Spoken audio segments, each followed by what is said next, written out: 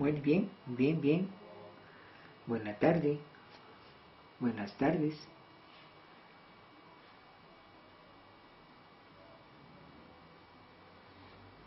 Muy bien, empezamos nuestra clase de Mecánica Analítica 1. Bienvenidos a todos.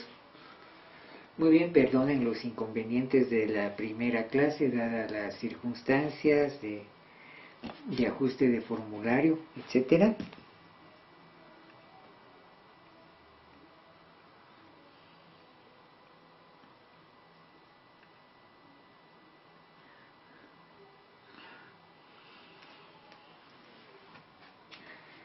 Bueno, entonces, la tarde de hoy, por favor, si viéramos aquí, digamos, alguna situación, vamos a buscar, por ejemplo, nuestra aula de ingeniería.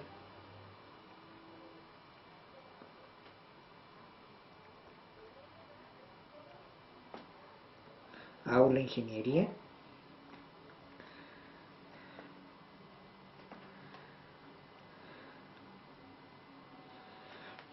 Muy bien, esto sería lo que encontraríamos entonces allí. Sería lo que veríamos ahí. Por ejemplo, en mi caso, bueno, tengo que identificarme.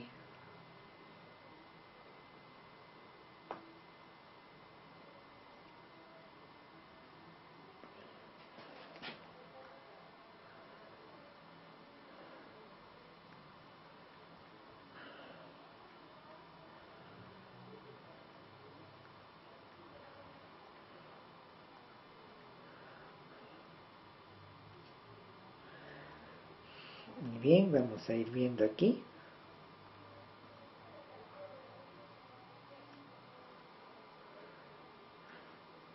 Muy bien, aquí estaría entonces nuestros cursos. Aquí está Mecánica 1.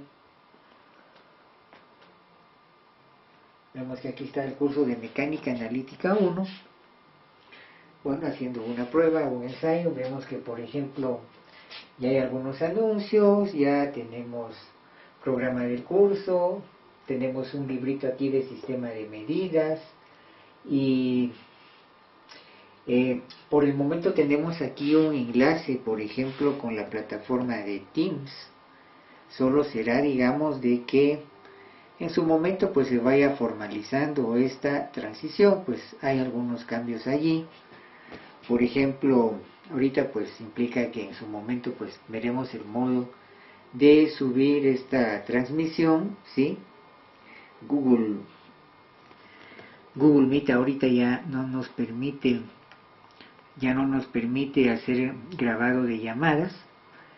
Bueno, eso implica en su momento buscar métodos alternativos para ir resolviendo esta situación, ¿sí? Bueno, entonces, por ejemplo, aquí usted puede ver su programa de curso. Es el mismo programa que usted va a encontrar en la página de ingeniería, ¿sí? Tenemos ya aquí un sistema, digamos, de medidas, un librito de sistema métrico decimal.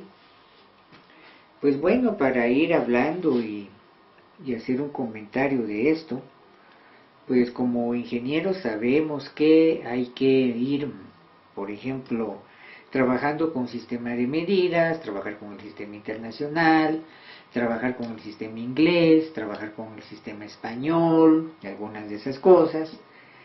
Si nos vamos despacio, por ejemplo, la ingeniería en Guatemala tiene la gracia de que convergen varios sistemas de medidas a la vez, ¿sí?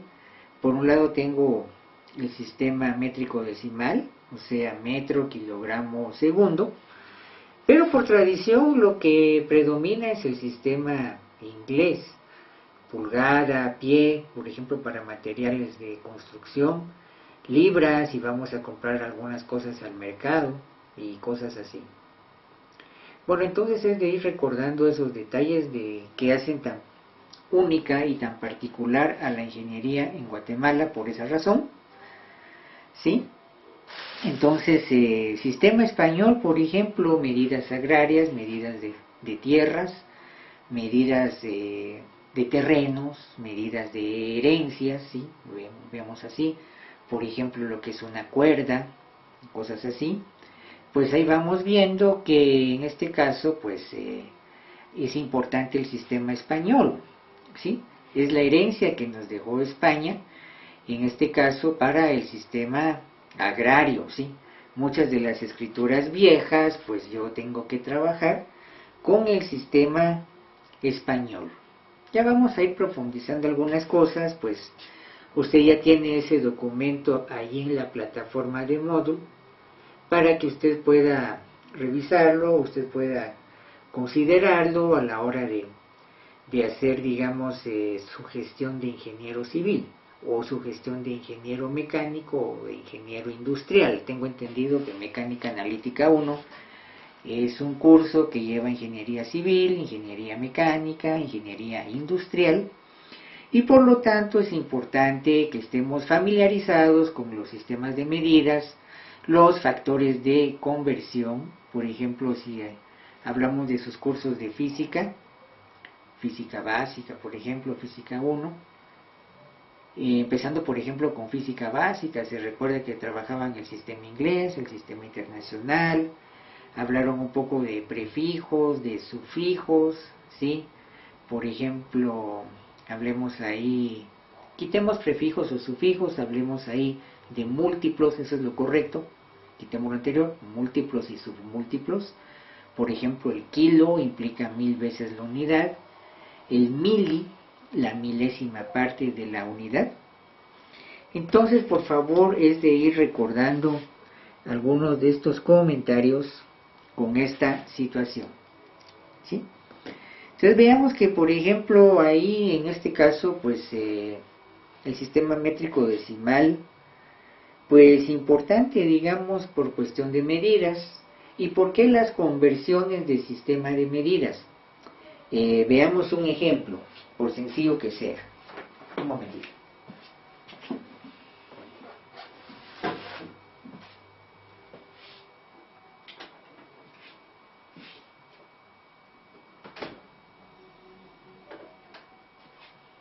Por ejemplo, los factores de conversión dependen, digamos, para un ingeniero industrial, para un ingeniero mecánico que tenga que hacer instalación de equipo, ¿sí?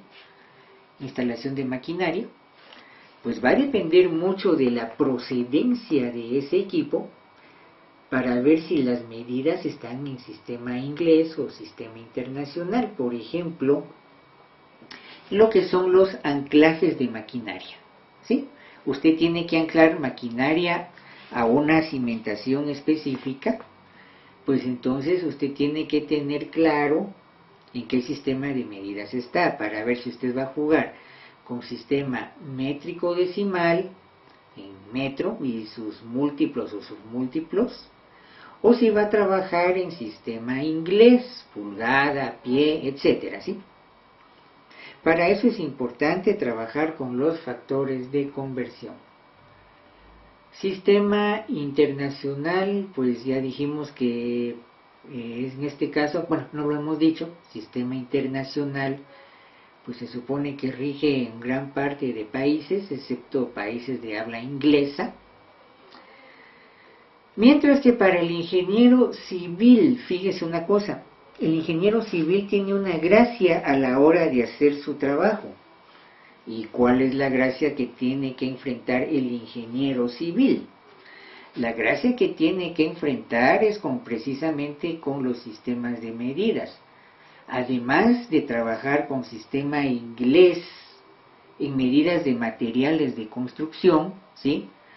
Por ejemplo, una plancha de melamina como la pizarra, una plancha de plywood, una plancha de lámina negra de 4 por 8 pie ingleses, ¿sí? O medidas de lámina en pie, ¿sí? También tengo que trabajar con sistema español, como habíamos mencionado, con las medidas agrarias, por ejemplo, las cuerdas o las manzanas. Solo para ir dando un pequeño preámbulo, una pequeña introducción a esto, Vea que el sistema inglés y sistema español son muy parecidos en la denominación de sus unidades básicas. La diferencia está un poco en las longitudes. Si hiciera una conversión del sistema inglés a sistema internacional y del sistema español a sistema internacional, por ejemplo con múltiplos o submúltiplos. Ahorita vemos un ejemplo. Bueno, veamos una cosa. Así como hay pulgada inglesa, hay pulgada española. Si viéramos aquí en sistema métrico decimal, es un librito ya bastante viejito. Veamos aquí algunas cosas. Veamos aquí algunas cosas. Vamos a ir viendo aquí.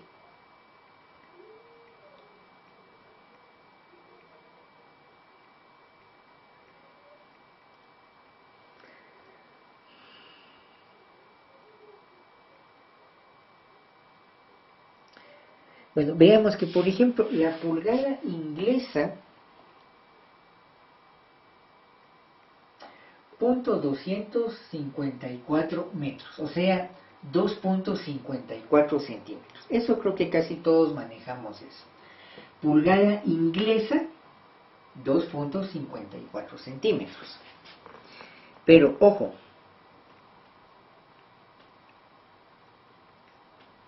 vamos a ver, creo que aquí no tengo la otra medida.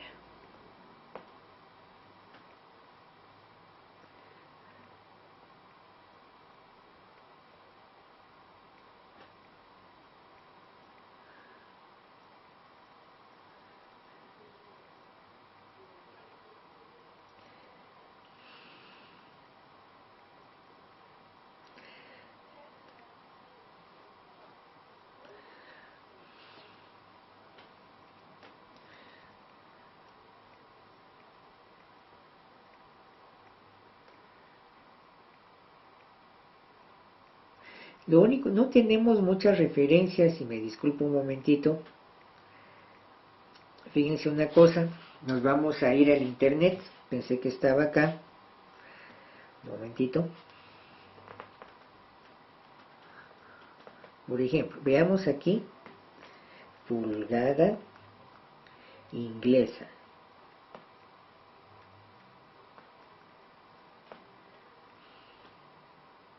Aquí lo tenemos, una pulgada inglesa, 2.54 centímetros.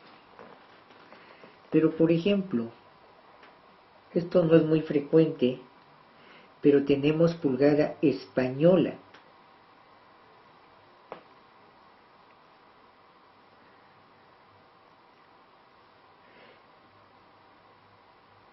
Si viéramos esto,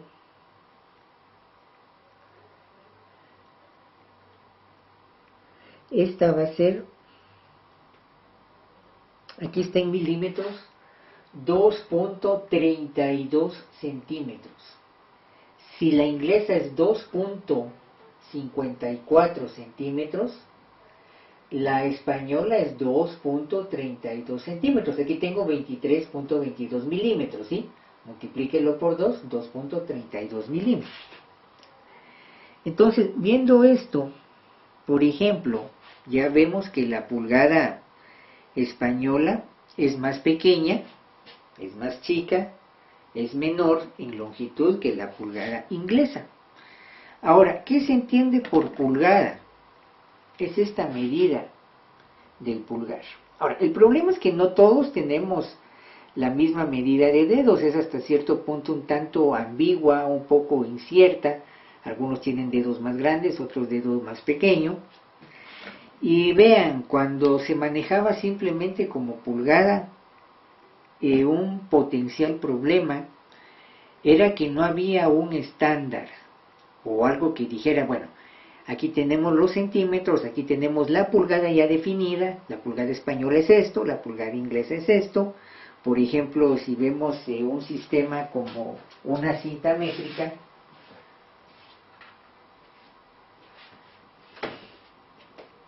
el problema es como esto.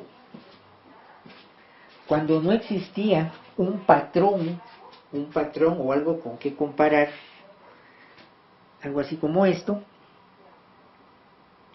Mire, aquí está la pulgada inglesa, aquí están los centímetros, aquí tenemos un metro, etcétera. Había mucha ambigüedad. Para algunos era más grande, para algunos era más pequeña. Y desde entonces, los hombres, como oportunistas que somos, como cualquier animalito de sobrevivencia, por ejemplo, si tenemos una mascota, un perrito o un gatito, oportunistas, oportunidad que ven de llevarse comida que no es de ellos, pero para ellos es comida. Si usted no lo tiene educado, pues el animalito simplemente, su mascota, le va a quitar la comida. Bueno, resulta que en algún momento aparece la medida real y la medida común y corriente para los ciudadanos. Por obvias razones, la medida real, por ejemplo, la pulgada real, mucho más grande, de mayor longitud, que la pulgada normal. ¿Y por qué?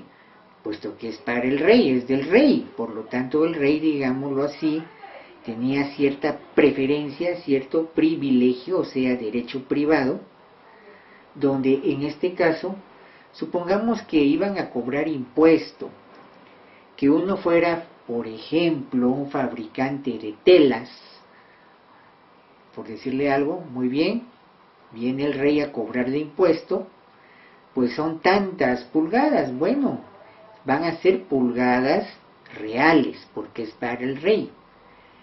Pero si por buena suerte, como algo raro, algo muy extraño, el rey devolvía, porque un poquito de conciencia como cosa extraña, cobró más impuesto del debido, las pulgadas que utilizaba para regresar ese impuesto no iba a ser pulgada real, iba a ser pulgada común y corriente más pequeña. ¿Por qué?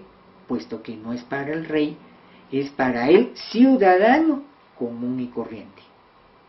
Entonces vea que ahí empieza el principio de especulación, lo que hablamos, digamos, a la hora de hacer negocios, ¿sí?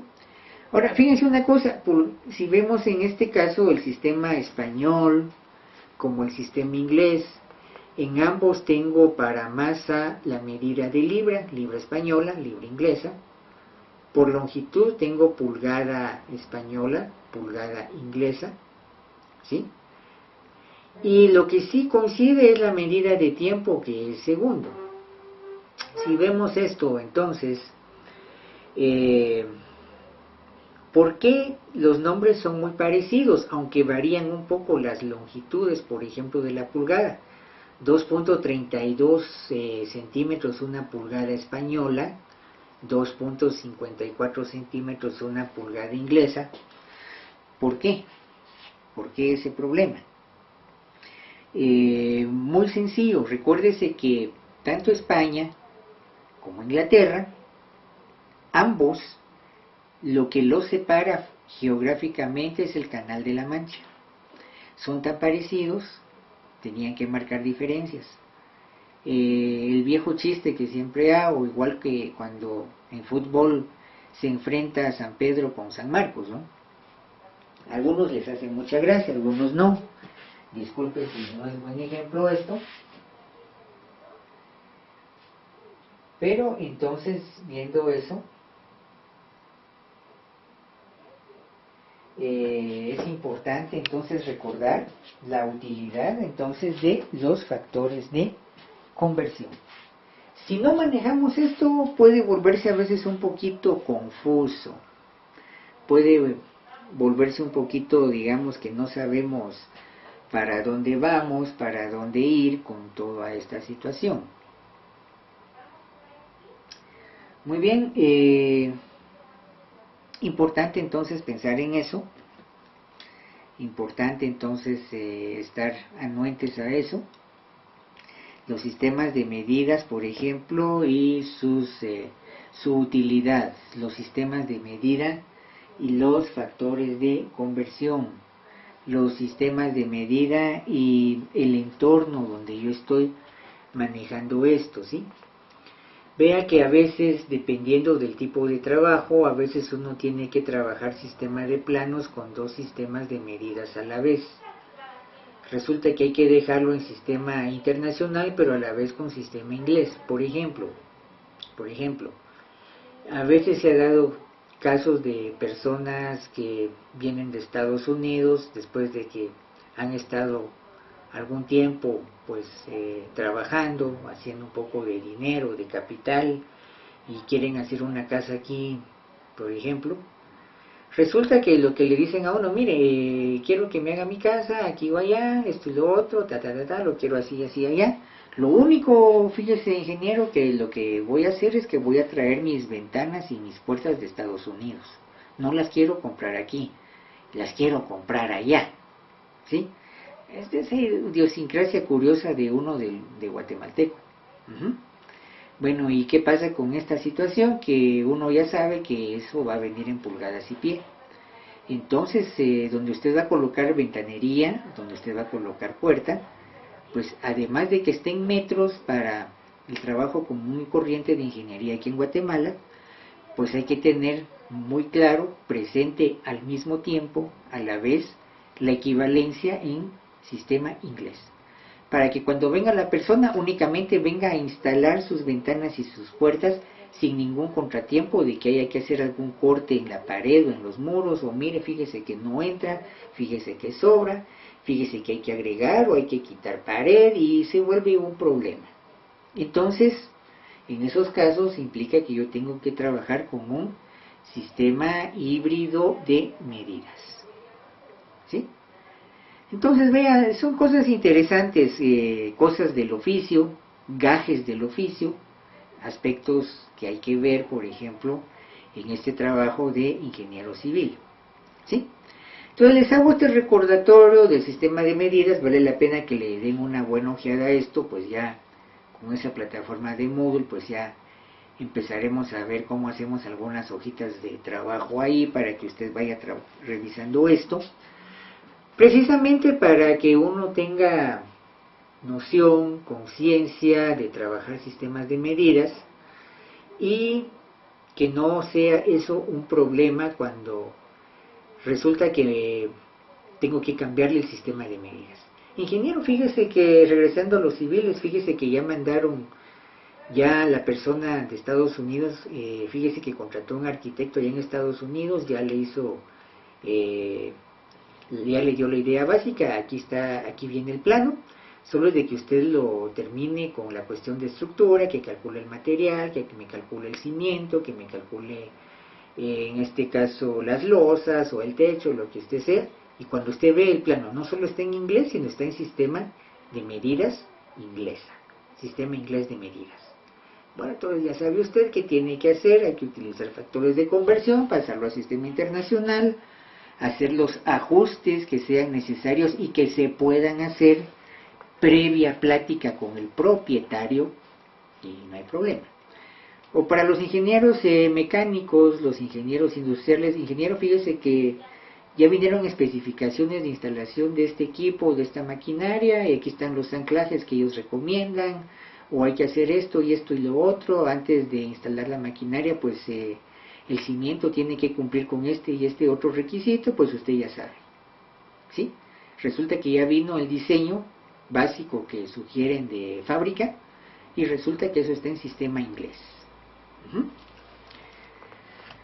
Regresando a los ingenieros civiles, por ejemplo, que en algún momento le toque a usted trabajar con un equipo de arquitectura donde tenga que hacer restauración de monumentos históricos, por ejemplo, centros históricos, algo así como el Palacio Municipal de aquí de la ciudad de Quetzaltenango, o por ejemplo una ciudad como la antigua Guatemala. ¿Y qué tiene que ver eso? Pues son edificaciones del tiempo colonial. Por lo tanto, los sistemas de medidas van a estar en sistema español. Vamos a tener que hablar de varas, de pulgadas españolas. Importante ese detalle. Retroalimentando, haciendo una remarca, entonces decíamos que tanto Inglaterra, los ingleses, como los españoles, pues geográficamente están tan pegados lo separa un poco el Canal de la Mancha. Bueno, estaba más o menos Francia también ahí. Pero resulta, vea que tanto estos se van a la conquista del mar, tienen colonias, ¿sí? Inglaterra una gran cantidad de colonias, España también. Entonces, muy parecidos los sistemas de medidas, pero fueron adaptados a sus necesidades, ¿sí? Por ejemplo, la pulgada inglesa, la pulgada española. ¿Por qué la pulgada inglesa es más grande que la pulgada española? Pues por cuestiones, digamos, y no tanto geográficas, sino por cuestiones, digamos, de población, por cuestiones, digamos, genéticas. Pensemos que tanto España como Inglaterra en su momento pues fueron colonias del Imperio Romano. Sin embargo, digamos, España, lo que era Hispania, no hubo mucha, digamos, intromisión de gente vikinga, de gente del norte, como en Bretaña. Bretaña o Britinia, Bretaña es algo así como estaña, de estaño. Recuérdese que el estaño es un metal. De estaño, estaña, la tierra de estaño o estaña, el nombre de Bretaña, diríamos ahí. Entonces podríamos decir que estos eran los estañeros, ¿no? Pero por ese metal, pues, digamos, hay incursiones vikingas, gente físicamente mucho más grande que se mezcla con la población local y como resultado los habitantes manos y pulgada mayor que los españoles. Por ahí va un poco esa situación, dando un contexto desde el punto de vista histórico, desde el punto de vista, digamos, de lo que es una dinámica social.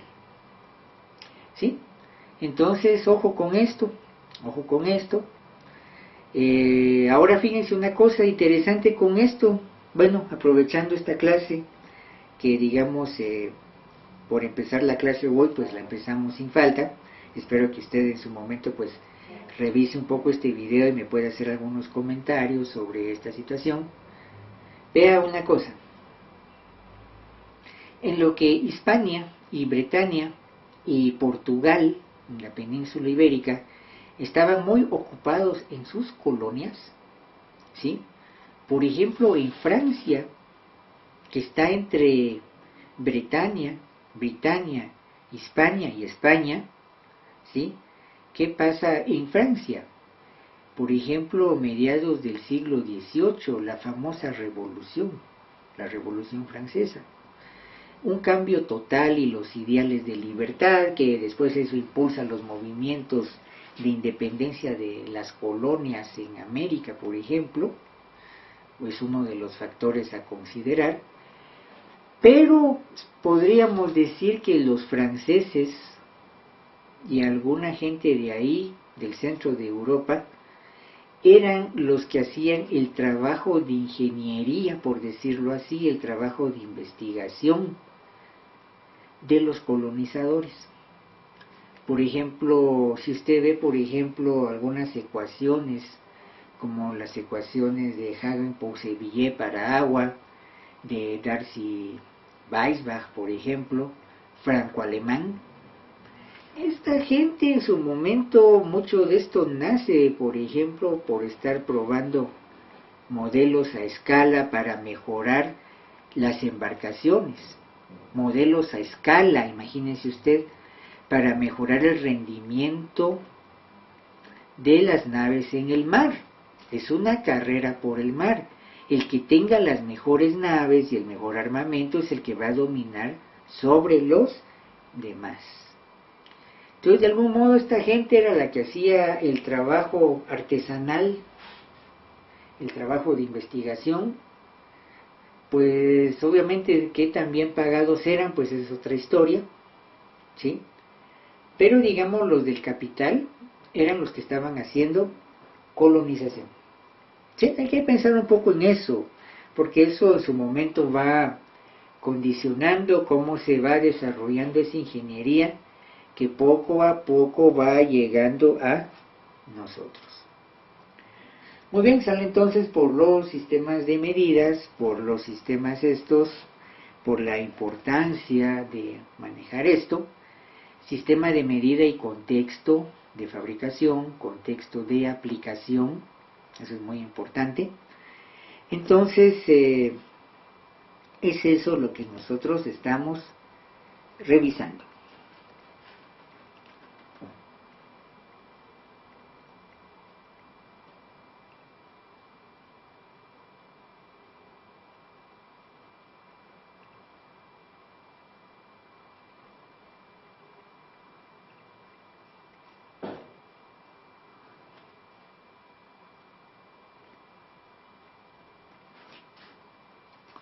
Muy bien, vamos a ver cómo va aquí la grabación. Si me permite usted un momentito.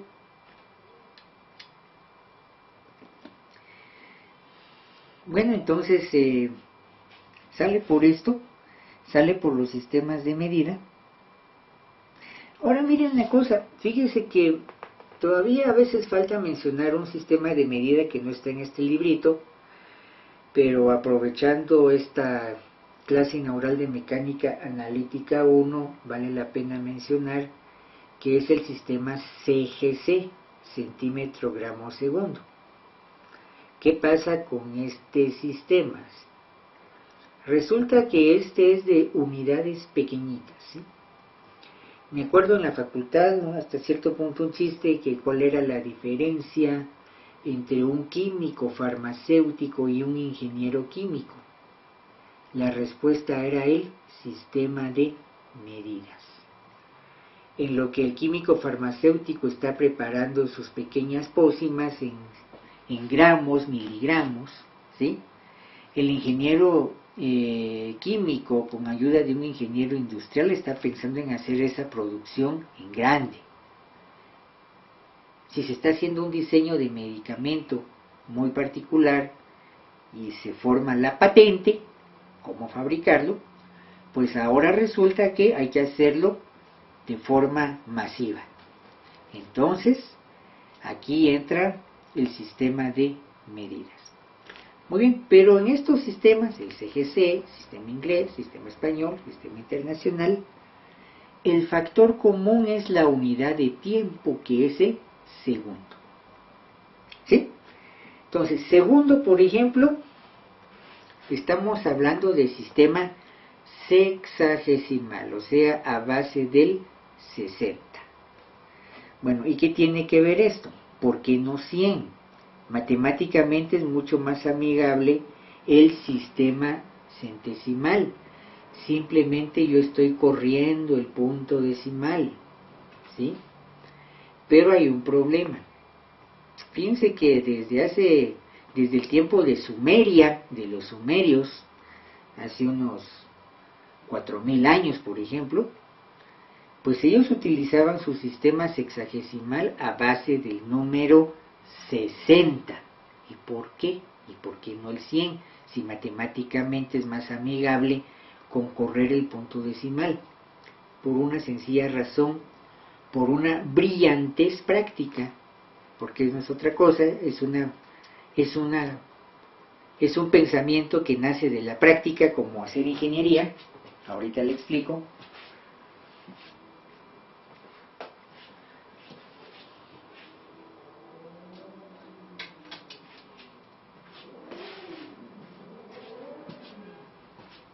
Resulta que el número 60, desde el punto de vista de matemática, es uno de los números que tiene la mayor cantidad de submúltiplos. No múltiplos, submúltiplos. Algo que yo no tengo con el número 100. Ahí va a ver. Lo vamos a hacer de forma tranquila, despacio, ya para ir terminando este video inaugural. Por ejemplo, veamos 60 y veamos 100. 60 dividido 2 es 30, 100 dividido 2 es 50. submúltiplo entero. Siguiente número. 60 dividido 3 me da 20, número entero. Pero 100 dividido 3, 33.333, no me funciona, submúltiplo de los números reales. Se va al infinito la cantidad de decimales. No funcionó ahí, el 60 sí. Muy bien. 60 dividido 4 me da 15. 100 dividido 4, 25, funciona bien. Vamos al siguiente. 60 dividido 6, tengo 10. Bueno, creo que nos falta 5. Bueno, ya lo habíamos, digamos 5, repitámoslo, si no lo habíamos hecho. 60 dividido 5, ¿sí? Tengo 12. 12 por 5, 60. 100 dividido 5, 20. Me funciona, estoy bien. Vamos al número 6, que me lo había saltado. 60 dividido 6 me da 10, pero 60 dividido 100, 33.33 dividido 2, un número real, muchos decimales, no funcionó. 60 dividido 10, por ejemplo, es 6, 100 dividido 10, 100 me da 10, está bien. 60 dividido 12, una docena, 60 dividido 12, muy frecuente en el mercado, la docena de productos, me da 5. 100 dividido 12 me da un número real, no me da un número entero. 60 dividido 15, 4. 100 dividido 15, tampoco es un número entero, tiene decimales, no me funciona. Dividamos entre 20 ambos números, en 60 sobre 20 es 3, 100 sobre 20 es 5, ¿sí?